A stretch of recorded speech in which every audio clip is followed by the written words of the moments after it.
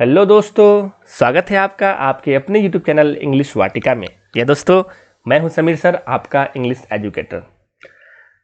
चलिए दोस्तों, आपके इंतजार की घड़ी खत्म हुई और आज का जो वीडियो है जो मैं आपके लिए लेकर आया हूं वो काफ़ी इंपॉर्टेंट वीडियो है। बेसिक इंग्लिश ग्रामर सीरीज का अगला टॉपिक पार्ट्स ऑफ स्पीच। जी हाँ दोस्तों, आज का ये वीडियो पार्ट्स ऑफ स्पीच के ऊपर है, जिसके अंतर्गत हम लोग आज पार्ट्स ऑफ स्पीच का डेफिनेशन उसके एग्जाम्पल्स के साथ देखेंगे और जितने भी पार्ट्स ऑफ स्पीच है सबको एक एक करके आज सीखने वाले हैं। दोस्तों, हमने पिछले वीडियो यानी काइंड्स ऑफ सेंटेंसेस में आपसे 3 सेक्शन में प्रश्न किए थे और आपको प्रैक्टिस के लिए प्रश्न दिए थे। चलिए पहले उनका आंसर जान लेते हैं, फिर बढ़ेंगे आगे वीडियो की तरफ, पार्ट्स ऑफ स्पीच की तरफ। तो आंसर शीट 1 जो है आपके सामने है, इसमें आपको एडवर्ब क्लाउज का पता करना था। दिए गए सेंटेंसेस में जितने भी एडवर्ब क्लाउज है उसको आप अंडरलाइन कर सकते थे। यदि आपने किया है तो आंसर आपके सामने है। अंडरलाइन जितने भी वर्ड्स हैं वो आपके एडवर्ब क्लाउज हैं। आप अपने आंसर से मैच कर सकते हैं स्क्रीनशॉट लेकर। बढ़ते हैं दूसरे आंसर शीट की तरफ। दूसरे आंसर शीट में हमें क्या करना था, तो दिए गए सेंटेंसेस को कंबाइन करना था, जोड़कर एक नया सेंटेंस बनाना था, कंपाउंड सेंटेंस। जी दोस्तों, जैसा कि हम लोगों ने सीखा, कंपाउंड सेंटेंसेस बनाने के लिए हमें कोऑर्डिनेट कंजंक्शन की जरूरत पड़ती है। फैन बॉयज मैंने बताया था आपको, तो आप उसकी सहायता से कंपाउंड सेंटेंस फॉर्म कर सकते हैं। तो ये रहा आपका आंसर, आप इसका भी स्क्रीनशॉट ले लें और अपने आंसर से मैच करें।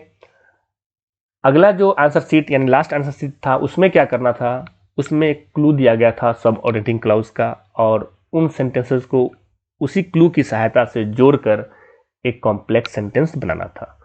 तो आंसर रहा आपके सामने, आप इसका स्क्रीनशॉट ले लें और देखें किस प्रकार सब ऑर्डिनेट कंजंक्शन की मदद से हम लोग नया कॉम्प्लेक्स सेंटेंस बना सकते हैं। तो ये थे आपके आंसर जो कि मैंने पिछले वीडियो में आपको प्रश्न दिए थे, उसके आंसर हुए। चलिए दोस्तों, शुरू करते हैं आज का वीडियो जो कि है पार्ट्स ऑफ स्पीच, यानी what is parts of speech, शब्द भेद क्या है। तो डेफिनेशन है, all the English words are divided into 8 groups according to their functions they do in a sentence, each group is called parts of speech. यह दोस्तों, अंग्रेजी के सभी शब्दों को उनके फंक्शन के आधार पर, और फंक्शन वो कहाँ करते हैं, वाक्य में करते हैं, सेंटेंस में करते हैं, तो उनके आधार पर उनको 8 पार्ट्स में बांट दिया गया है और सभी पार्ट्स को हम लोग एक एक करके पार्ट्स ऑफ स्पीच ही कहते हैं, शब्द भेद कहते हैं। इसका जो एक छोटा सा डिफिनेशन ये भी याद रख सकते हैं आप, a name given to a word based on its job in a sentence is called parts of speech. ये दोस्तों, वाक्य में किसी शब्द को उसके काम के आधार पर एक नाम दिया जाता है। जी दोस्तों, जैसा कि हम जानते हैं सेंटेंस क्या होता है, सेंटेंस एक ग्रुप ऑफ वर्ड्स होता है और हर वर्ड का अपना अपना एक फंक्शन होता है, एक जॉब होता है। उस जॉब के आधार पर हम उसका नामकरण करते हैं, उसको नाम देते हैं और वही नाम कहलाता है parts of speech. I hope आपने समझ लिया अच्छे ढंग से what is parts of speech. दोस्तों, आपने देखा कि पार्ट्स ऑफ स्पीच 8 होते हैं, वो कौन कौन से होते हैं देखते हैं आगे। There are 8 parts of speech, यानी 8 पार्ट्स ऑफ स्पीच होते हैं। पहला नाउन संज्ञा, दूसरा प्रोनाउन सर्वनाम, तीसरा एडजेक्टिव विशेषण, चौथा वर्ब क्रिया, पांचवा एडवर्ब क्रिया विशेषण, छठा प्रीपोजिशन संबंध बोधक अव्यय, सातवां कंजंक्शन संयोजक अव्यय और आठवां इंटरजेक्शन विस्मयादि बोधक अव्यय। तो ये आपके 8 पार्ट्स ऑफ स्पीच हैं, आप इन्हें याद रखेंगे, क्रम वाइज याद रखेंगे। चलते हैं पहले पार्ट्स ऑफ स्पीच की तरफ, नाउन। ये दोस्तों, नाउन क्या होता है, तो noun is the name of a person, place, animal, thing, feeling और आइडिया। सबको याद है दोस्तों ये डिफिनेशन, तो समझते हैं इसको। किसी व्यक्ति, स्थान, जानवर, वस्तु, अनुभव अथवा विचार के नाम को क्या कहते हैं, संज्ञा कहते हैं। कैसे देखते हैं एग्जाम्पल की मदद से। नेम्स ऑफ पर्सन, ये दोस्तों व्यक्तियों के नाम नाउन होते हैं, जैसे गजोधर, सुमतिया, राम, श्याम, बहुत सारे नाम हैं। नेम्स ऑफ प्लेसेस, जगहों के नाम भी नाउन्स होते हैं, मुंबई, पटना, दिल्ली, कोलकाता इत्यादि, ये सारे जगहों के नाम हैं। नेम्स ऑफ एनिमल्स, ये दोस्तों जानवरों के नाम भी नाउन होते हैं, काउ, लायन, ऑक्स, टाइगर, बहुत सारे जानवर हैं। नेम्स ऑफ थिंग्स, वस्तुओं के नाम, pen, chair, table, bench, school, building, सारे क्या है, वस्तु हैं, तो इनके नाम भी क्या है, नाउन है। नेम्स ऑफ फीलिंग्स, फीलिंग्स के नाम, ये दोस्तों जो हम लोग फील करते हैं, अपने अंदर जो फील करते हैं उसका कुछ ना कुछ नाम देते हैं, वो नाम नाउन कहलाता है। जैसे लव, प्रेम एक फीलिंग है, प्यार एक फीलिंग है, तो लव नाउन हो गया। पेन, हम लोग दर्द भी महसूस करते हैं, दर्द क्या है, नाउन है। तो बहुत सारी चीज़ हम फील करते हैं, दुख सुख सारे क्या है, ये नाउन्स है।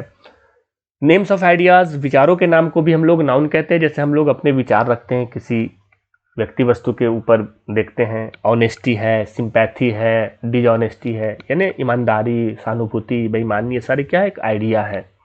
तो ये सारे भी नाउन्स है।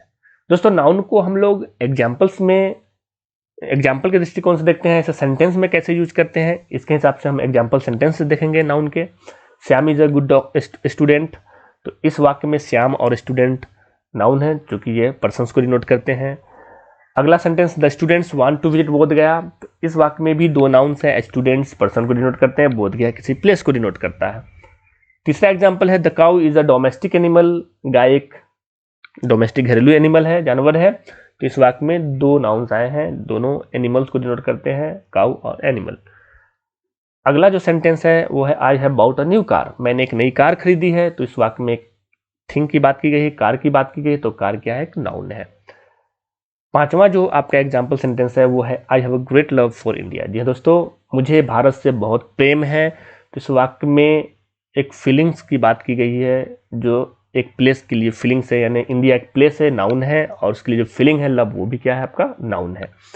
Honesty is the best policy, ईमानदारी सर्वोत्तम नीति है। तो इस वाक्य में हमने एक विचार की बात की है, ऑनेस्टी की बात की है और पॉलिसी की बात की है।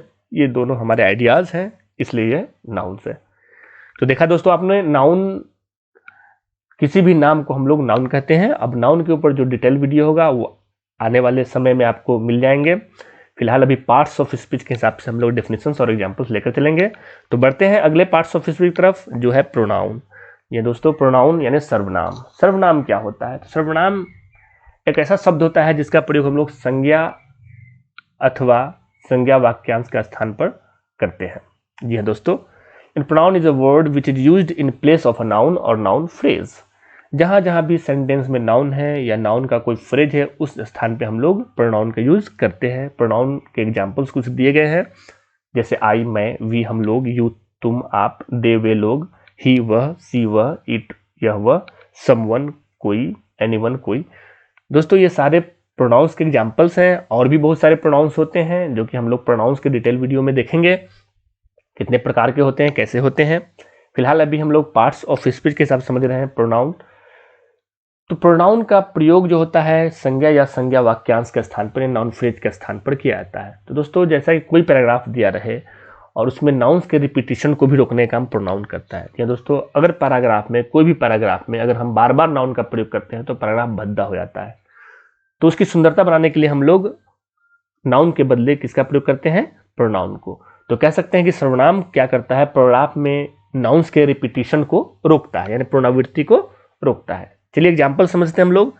एक छोटा सा पैराग्राफ दिया गया आपके सामने, Riya is a good girl, Riya goes to Riya's school every day, Riya's teacher love Riya very much, Riya wants to become a fashion designer. ये दोस्तों ये एक पैराग्राफ है जिसमें एक नाउन रिया को बार बार रिपीट किया गया है, और ये बार बार रिपीट की वजह से ये पैराग्राफ थोड़ा सा भद्दा फील होता है, थोड़ा सा बोरिंग फील होता है। तो अब हम प्रत्येक नाउन यानी रिया के जगह पर उसके लिए हम सर्वनाम का यूज करेंगे और पैराग्राफ को सुंदर बनाते हैं। ये देखिए, रिया इज अ गुड गर्ल, पहली बार नाउन रिया का प्रयोग किया गया। अब जितनी बार रिया है उस जगह पे हम लोग उसके बदले प्रोनाउन का प्रयोग कर सकते हैं। She goes to her school every day, वो अपने स्कूल प्रत्येक दिन जाती है। Her teachers love her very much, उसके शिक्षक उसे बहुत प्यार करते हैं। She wants to become a fashion designer, वह एक फैशन डिजाइनर बनना चाहती है। तो देखा दोस्तों आपने, हम लोगों ने रिया के बदले प्रोनाउन यूज करके इस पैराग्राफ को सुंदर बना लिया। तो याद रखेंगे, सर्वनाम का सबसे इंपॉर्टेंट काम है वाक्य में नाउन्स के, पैराग्राफ में नाउन्स के रिपीटिशन को रोकना, यानी पुनरावृत्ति को रोकना। आई होप आपने समझ लिया प्रोनाउन। चलिए फिर भी कुछ एग्जाम्पल सेंटेंसेस देखते हैं। पहला sentence, he wants to meet her, इस वाक्य में वह उससे मिलना चाहती है। दो प्रोनाउंस हैं, ही और हर। अगला एग्जाम्पल है, they are eager to see him, वे उससे मिलने को उत्सुक हैं। दे और हिम आपके प्रोनाउंस हैं। अगले वाक्य में, that is your costly pen, वह आपका महंगा पेन है, कलम है, तो दैट आपका प्रोनाउन है। Someone has stolen my pen, किसी ने मेरी कलम चुरा ली है, यहाँ पे समवन आपका प्रोनाउन है। एनीबडी कैन डू इट, इसे कोई भी कर सकता है, तो एनीबडी और इट आपके प्रोनाउंस है। नन कैन चीट अस, कोई हमें ठग नहीं सकता है, तो इस वाक्य में नन और चीट अस आपके प्रोनाउंस हैं जो किसी नाउन को इंडिकेट करते हैं। तो आई होप आपने समझ लिया प्रोनाउंस क्या होता है, इसका भी डिटेल्स आपको अगले वीडियोज में मिलेंगे। बढ़ते हैं अगले पार्ट्स ऑफ स्पीच की तरफ, जो है एडजेक्टिव। जी दोस्तों, तीसरा पार्ट्स ऑफ स्पीच है एडजेक्टिव। होता क्या है? Adjective is a word which qualifies a noun और प्रोनाउन। एडजेक्टिव एक ऐसा शब्द होता है जो संज्ञा सर्वनाम की विशेषता बतलाता है, मतलब उसके बारे में बतलाता है कि संज्ञा और सर्वनाम की विशेषता क्या है, क्वालिटी क्या है। इसका दूसरा काम जो होता है कि यह हमें ज्यादा इंफॉर्मेशन भी देता है। यह दोस्तों, एडजेक्टिव हमेशा क्वालिफाई नहीं करता बल्कि मोर इन्फॉर्मेशन प्रोवाइड भी करता है। यानी an adjective also gives more information about a noun pronoun. यानी किसी संज्ञा सर्वनाम के बारे में यह ज्यादा इंफॉर्मेशन, ज्यादा सूचना भी देता है। एग्जाम्पल्स कुछ देखते हैं एडजेक्टिव्स का, जैसे फैट, मोटा, थीन, पतला, गुड, अच्छा, बैड, बुरा, इंटेलिजेंट, तेज, लेबोरियस, मेहनती, क्लीन, साफ, डर्टी, गंदा, ब्लैक, काला, स्मॉल, छोटा, बिग, बड़ा, लेजी, सुस्त, आलसी, एक्टिव, फुर्तीला, ब्रेव, बहादुर, टिमिड, डरपोक, etc। इस तरह से बहुत सारे एडजेक्टिव्स होते हैं जो क्या करते हैं, नाउन या प्रोनाउन क्वालिफाई करते हैं या उसके बारे में मोर इन्फॉर्मेशन प्रोवाइड करते हैं। चलिए एग्जाम्पल सेंटेंसेस क्लियर करते हैं। अर्पण इज अ गुड स्टूडेंट। ये दोस्तों, इस वाक्य में गुड आपका एडजेक्टिव है जो आप स्टूडेंट को क्वालिफाई कर रहा है, जो नाउन है। तो अर्पण एक अच्छा लड़का है। लड़का कैसा है? तो अच्छा है। अच्छा उसकी क्या हो गई? विशेषता हो गई। तो गुड आपका एडजेक्टिव है। ही इज जेंटिल टू, वह जेंटिल भी है। इस वाक्य में ही यानी प्रोनाउन के बारे में बताया जा रहा है कि कैसा है, तो जेंटिल है। तो जेंटिल क्या आपका एक एडजेक्टिव है। That girl is very laborious, वह लड़की बहुत मेहनती है। मेहनती आपका एडजेक्टिव है। This mangoes are not ripe. ये दोस्तों, इस वाक्य में दीज और राइप दो एडजेक्टिव्स हैं। तो मैंगो के बारे में जो मोर इन्फॉर्मेशन प्रोवाइड कर रहा है वो दीज, यहाँ पे क्वालिफाई नहीं कर रहा है बल्कि मोर इन्फॉर्मेशन प्रोवाइड कर रहा है। तो दीज भी क्या है? एडजेक्टिव है। और राइप उसकी क्वालिटी को बतला रहा है, तो ये भी क्या है? एडजेक्टिव है। Lalu Prasad is a popular leader. तो यहाँ पे पॉपुलर जो लीडर के पहले आकर क्या कर रहा है? क्वालिफाई करने का काम कर रहा है, तो एडजेक्टिव है। I am rich but person but you are poor.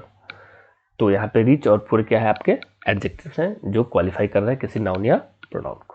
तो आपने देखा कि एडजेक्टिव का काम दो काम होता है, या तो वो क्वालिफाई करेगा नाउन और प्रोनाउन को, और नहीं तो प्रोवाइड करेगा मोर इन्फॉर्मेशन उसके बारे में, नाउन और प्रोनाउन के बारे में। I hope you understood. बढ़ते हैं अगले पार्ट्स ऑफ स्पीच की तरफ, जो है वर्ब। ये दोस्तों सबसे important parts of speech verb है। तो वर्ब होता क्या है? वर्ब बहुत ही इंपॉर्टेंट चैप्टर है दोस्तों। इसके ऊपर बहुत पार्ट में वीडियोस आएंगे आपके लिए, तो बने रहेंगे आप इंग्लिश वाटिका के साथ और सीखते रहेंगे basic to advance English grammar. चलिए डिस्कस करते हैं वर्ब को। A verb is a word which shows an action, state of being और पोजीशन। ये दोस्तों, क्रिया यानी क्रिया जो होती है वो तीन प्रकार के एक्शन को शो करती है। पहला जो होता है एक्शन, दूसरा स्टेट ऑफ बीइंग और तीसरा पोजीशन। जी दोस्तों, क्रिया एक ऐसा शब्द होता है जो जिससे किसी काम का होना। जितने भी काम होते हैं वो सारे एक्शन के अंतर्गत आते हैं। या किसी व्यक्ति या वस्तु की स्थिति को भी क्रिया बतलाता है कि वो कैसा है, मतलब लंबा है, मोटा है, पतला है। तो इस स्थिति को बतलाने का काम भी क्रिया करता है। और पोसेशन का मतलब अधिकार होता है। तो ये किसी वस्तु या व्यक्ति के ऊपर अधिकार या संबंध का भी भाव व्यक्त करता है। दोस्तों, किस सब्सक्राइबर ने मुझसे प्रश्न किया था कि सर क्या ये डेफिनेशन जो है क्लास 10th के लिए उपयुक्त है? देखिए दोस्तों, डेफिनेशन किसी भी वर्ड का डेफिनेशन जो होता है किसी क्लास का मोहताज नहीं होता है। वो कहीं भी यूज होना चाहिए। बस किसी भी वर्ड के फंक्शन के हिसाब से हम उसका डेफिनेशन शो करते हैं। तो क्रिया क्या है? क्रिया एक ऐसा शब्द है जो तीन तरह के ही तो फंक्शन करता है। पहला, या तो एक्शन शो करता है, नहीं तो किसी नाउन या प्रोनाउन क्या स्टेट को शो करता है कि वो किस स्थिति में, उसकी अवस्था कैसी है, और नहीं तो अधिकार को बोध करवाता है। तो ये वर्ब का डेफिनेशन हो गया। तो डेफिनेशन क्लास वाइज नहीं होता है, आप कहीं भी इसका यूज कर सकते हैं। एग्जाम्पल से देखते हैं। आई स्पीक इंग्लिश, मैं अंग्रेजी बोलता हूँ। दोस्तों, इसमें स्पीक वर्ब है जो एक्शन डिनोट करता है, मतलब बोलने का मुंह से किया जाता है, एक्शन किया जाता है। तो ये स्पीक आपका एक्शन डिनोट कर रहा है। दूसरा जो सेंटेंस है वो आई एम टॉल, मैं लंबा हूँ। तो एम यहाँ पे कोई एक्शन तो नहीं कर रहा है, ना किसी के ऊपर पोजीशन शो कर रहा है, बल्कि एक स्टेट को बता रहा है, स्टेट ऑफ बीइंग को बता रहा है कि उसकी स्थिति कैसी है, वो किस अवस्था में है, लंबाई वाली अवस्था में है। तो ये एम आपका स्टेट ऑफ बीइंग हुआ। और अगला एग्जांपल है आई हैव अ पेन। तो पेन, यहाँ ये हैव जो है इस वाक्य का वर्ब है जो कोई एक्शन नहीं कर रहा है, नहीं किसी का स्टेट बता रहा है, बल्कि ये किसी वस्तु पे क्या बता रहा है, पोजीशन बता रहा है, अधिकार बता रहा है। तो हैव क्या हो गया आपका, यह अधिकार बताने वाला शब्द जो कि क्रिया है, तो क्रिया हो गया। तो आई होप आप ये समझ गए हैं कि वर्ब जो होता है वो 3 तरह के ही काम करते हैं, एक्शन को या तो स्टेट ऑफ बीइंग को शो करता है या पोजीशन को बतलाता है। चलिए देखते हैं वर्ब ऐसे मेनली 2 टाइप्स के होते हैं। There are 2 types of verb, main verb और हेल्पिंग वर्ब। जी हाँ दोस्तों, किसी भी सेंटेंस में ये 2 टाइप के वर्ब ही आते हैं। तो मेन वर्ब के अंतर्गत सारे एक्शंस वर्ब को रखे जाते हैं, eat, drink, read, write, play, laugh, sleep, weep, इत्यादि बहुत सारे एक्शंस वर्ब होते हैं। कहा जाता है कि 90% वर्ब जो एक्शन वर्ब्स होते हैं। और हेल्पिंग वर्ब जिसकी संख्या फिक्स्ड होती है 24 होती है। यहाँ पे कुछ का एग्जाम्पल्स मैंने दे दिया है, is, am are, was, were, have, has, had, shall, can, इत्यादि। तो दोस्तों वर्ब्स के ऊपर डिटेल्स में हम लोग चर्चा करेंगे, लेकिन उसके लिए आपको थोड़ा सा वेट करना होगा। तो आज तो हमें केवल पार्ट्स ऑफ स्पीच के हिसाब से समझना है। चलिए वर्ब का कुछ और एग्जाम्पल सेंटेंसेस देख लेते हैं। Rohit plays cricket daily. Rohit रोज क्रिकेट खेलता है, प्लेज एक्शन वर्ब है। He is walking in the playground, वो प्ले ग्राउंड में टहल रहा है। तो इज और वॉकिंग ये 2 वर्ब आए जो हेल्पिंग और मेन मिलकर एक कंप्लीट सेंटेंस बना रहे हैं। तो इज हो गया हेल्पिंग वर्ब, वॉकिंग हो गया main verb. This girl can sing a song, इसमें भी 2 वर्ब है, एक कैन है और एक सिंग है, ये दोनों मिलकर एक सेंटेंस फॉर्म कर रहे हैं। ये लड़की गाना गा सकती है। This boys were quarrelling in the class, ये लड़के क्लास में शोरगुल कर रहे थे। तो वेयर और आपका क्वारलिंग वर्ब से है, वेयर हेल्पिंग वर्ब है, क्वारलिंग मेन वर्ब है। Mister Sharma has an old car, इस वाक्य में हैज आया है जो वर्ब का काम कर रहा है या पोजीशन शो कर रहा है। मिस्टर शर्मा के पास पुरानी कार है। They have been doing this, मतलब इस वाक्य में देखा है दोस्तों हैव बीन डूइंग, तो यहाँ पे 3 वर्ब्स हैं, हैव है, बीन है, डूइंग है। तो डूइंग मेन वर्ब है और हैव बीन क्या है आपके हेल्पिंग वर्ब्स हैं। तो देखा दोस्तों आपने 2 प्रकार के वर्ब मेन और हेल्पिंग मिलकर क्या करते हैं, सेंटेंस को कंप्लीट करते हैं, सेंटेंस में कार्य करते हैं। तो आई होप आपने फिलहाल वर्ब समझ लिया है।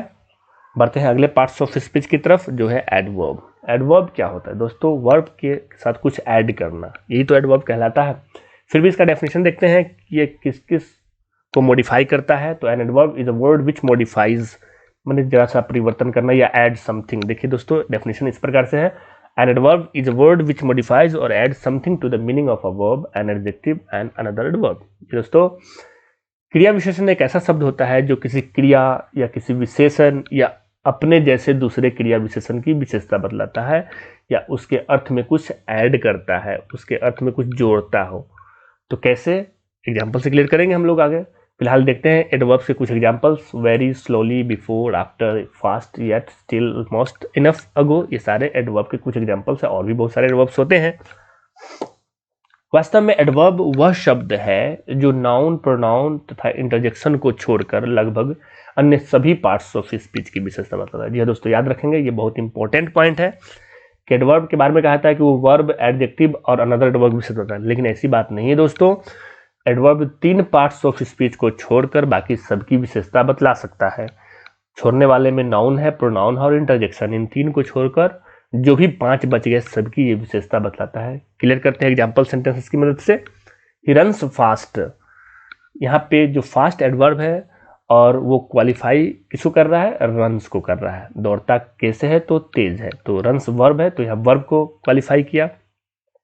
अगले वाक्य में she is a very good dancer, तो यहाँ पे जो वेरी एडवर्ब है वो क्वालिफाई कर रहा है किसको, एडजेक्टिव गुड को। तो देखा दोस्तों आपने, इसने एडजेक्टिव को भी क्वालिफाई किया तो एडवर्ब हुआ वेरी।